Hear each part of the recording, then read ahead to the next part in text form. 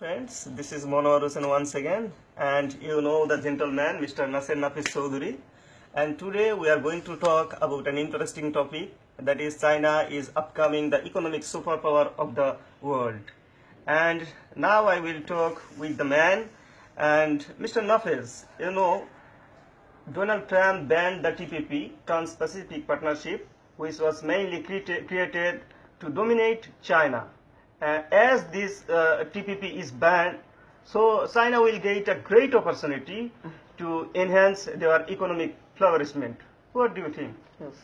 First time I think so. TPP is constructed by 12 countries. Trans-Pacific Partnership. It is already one of the purpose.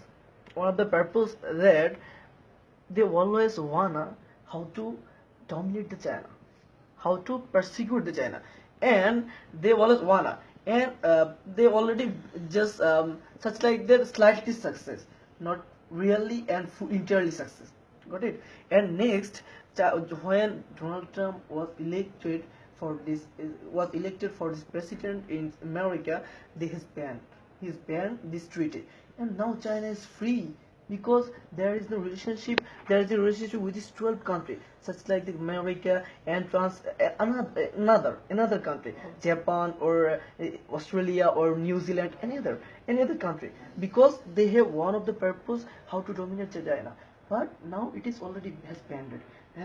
Definitely, you want to say that 12 nations jointly wanted to dominate China, and as this is banned, so China is free right now. Yes. And this is a great opportunity For the China, to China yes, to enhance their capacity, maintain a financial relationship, capacity mainly. also maintain a business relationship with other country. So Other country. the future influence of China is very much positive. Positive, so much positive, not negative. And nextly, easily I can see that. One of the point behind it, such like that market monopoly.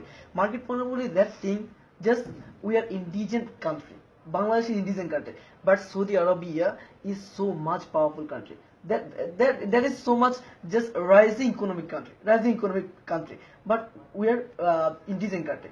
And China is always maintained a stratification. Which country is rich, which country is poor. And also, they already maintain the relationship behind this position. And what do you think about this market policy? What is your view about this market policy? Market monopoly. Market monopoly, actually, if you look the situation, that is the market of China in Bangladesh and any other geographically contiguous countries like Pakistan and any other countries. Yes. Is very much influential, and you know there is a great influence in Bangladesh in electronic products, and their product is very much cheap and also authentic. Yes. That's why they are getting much more importance than before, and this is increasing, not decreasing. Yes. And you know the labor, the wages of labor in China is very cheap, and their population is very high, huge population, and at the same time, almost all the population are tech savvy. They are technically very strong. They are not interested to take only the academic education. Besides taking academic education, they are getting a lot of vocational education. All of the things. Definitely. They are scrupulous. They train themselves in technical sides. That's why after finishing their graduation, they open a business shop or they want to be an entrepreneurship. That's why this is very much positive sign for China that they will influence the world economies, as well as they will be the upcoming economic superpower. Yes. Next thing we can see that just those points, such like the honesty. Honesty is one of the important, crucial point. It is just this point, this qualification has China. And what do you think about this matter? And honesty is a great virtue for China, and this is also a good side for them, that almost all the people are very much honesty. They are easy to approach, and they try to ensure the transparency and accountability of their activities. One of the those point, this point, behind this point, I wanna demonstrate a paradigm. I wanna demonstrate an instance, just how to define their honesty, man. How to define. And my just respected my dignified brother Mr. Rajiv Ahmed, Rajiv Ahmed PhD, they are studying now in Shanghai University, and I asked him, the Shanghai University, as their student is Shanghai University, that's why I asked him, you are inhabiting in China, and also you know who is this rule, who is this point, and who is this policy they are just following, and they mention me first time they're following the rule, following the policy is truthfulness, honesty, because they've already just he has mentioned me one point, when I wanna buy a laptop and I am going to the market to buy a laptop, and I asked him, I asked the buyer and purchaser, please bring me or also give me two laptop, and which I like, I can take it. First one, they brought up two laptop, and just tell him, appraise him, is it original or is it replica, clone? But it is not happening. It is not occurring in our country. If we easily going to the Bhushundar city, if we easily going to the Jamuna Future Park, and if I wanna just buy a laptop, and please give me some laptops as sample. They are always just impress me.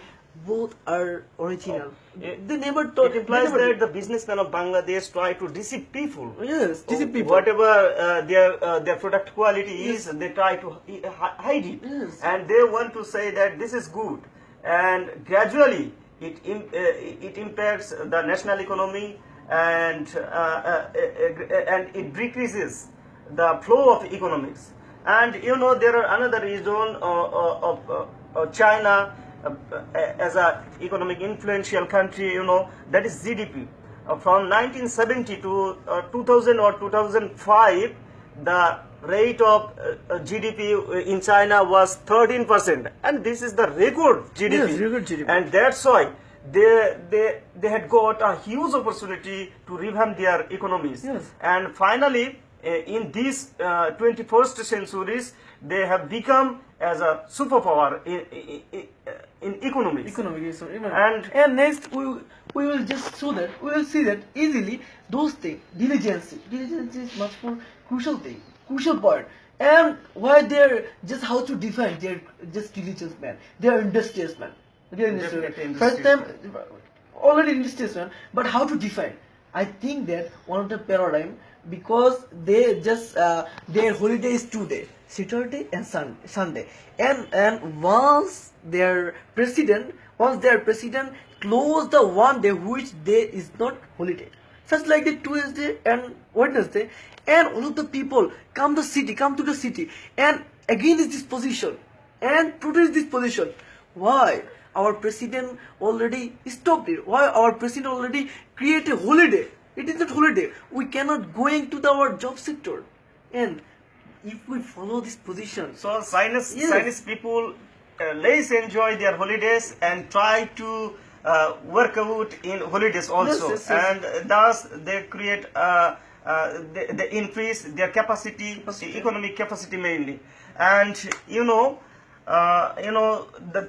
there is a policy of China that is, whenever one country want to start a business in China, they will offer that you have to have handover your technology, and not only that, you have to make the special economic zone or any other industries, factories in our country in a remote area. Yes. And you have to recruit our people, and you have to, at the same time, you have to train our engineers, you have to make our people as a resource. Yes. And thus they are gathering a lot of knowledge about this sector, and gradually their people is becoming as a human resource. Yes. And thus China is going to be an economic influential countries, right? Yes, right.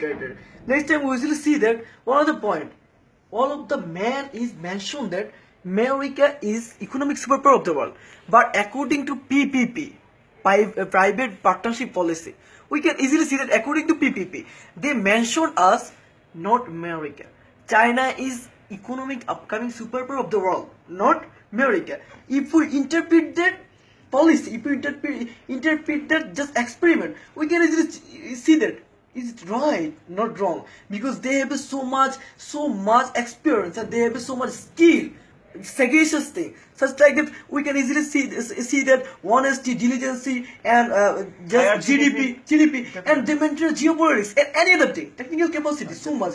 And next time we will. And not only this, there is a tendency of Chinese people that is, if there is available any other Chinese product, they will buy that product. Yes. Not necessarily they will buy the product of another countries. If the product is cheap, this is not their concern. Yes. That's why another thing is they hardly use Facebook and any other social media. I have several Chinese friends, and if I wanted to talk with them, they said that this is my working period, I am busy, and I am not habituated to use much more Facebook. I have no messenger, I have no emo. There is a emo messenger. Facebook is prohibited in China.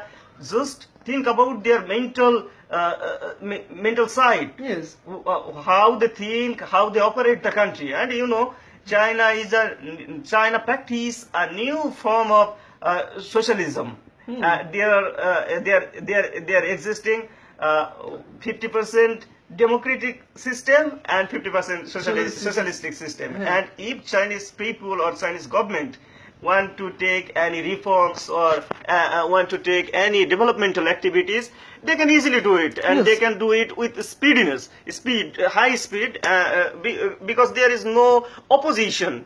There is no opposition. Nobody wants to prohibit or oppose the project or plan. That's why the Chinese president, Chinese government easily can take any approach, any project. I want to add just something behind this issue, because just 50% is imperialism, such like the communism, and 50% is socialism. 50% communism and 50% socialism, like that was imperialism and socialism.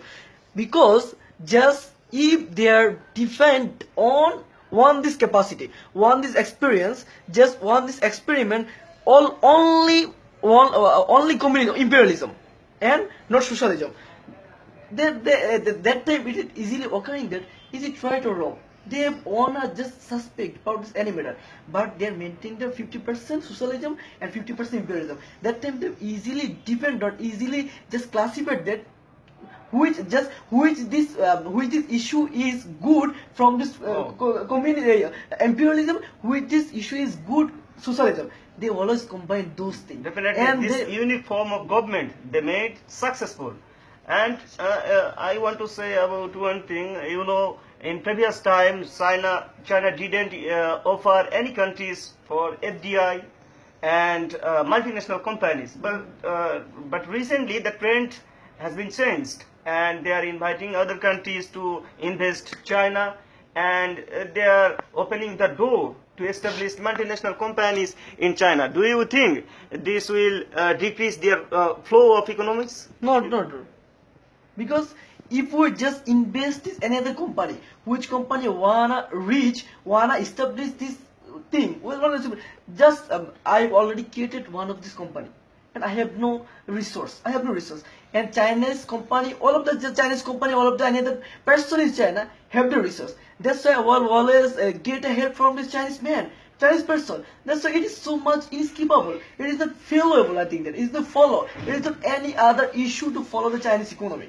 Because we can easily take the help, and when we take the help from the Chinese person, that time they are extended their boundary, they are extended their business, they are extended their capacity. I think that.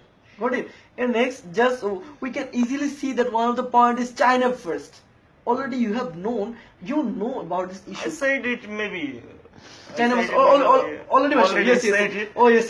So, dear friends, maybe you have got a lot of points why China is upcoming economic superpower. That is diligence, their honesty, higher GDP, China first tendency, and the band of TPP and market monopoly, I mean the cheap labor and huge opportunity to their contiguous countries.